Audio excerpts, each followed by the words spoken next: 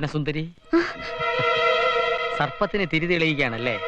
നല്ലത്, വളരെ നല്ലത്. പക്ഷേ സർപ്പകോപം ഉണ്ടാകാതെ നോക്കണം. 4-5 ദിവസമായി സ്വപ്നസുന്ദരിയെ ഒന്ന് തനിച്ച് കാണണമെന്ന് ഞാൻ വിചാരിക്കുന്നു. ഇപ്പോഴാ സന്ദർഭം കിട്ടിയത്. ഇങ്ങോട്ട് പോകുന്നു.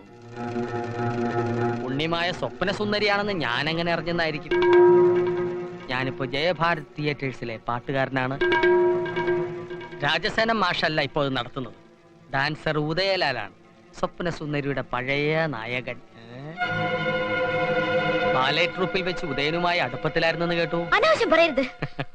അനാവശ്യം പ്രവർത്തിക്കാം, പറയാൻ പാടില്ലല്ലേ?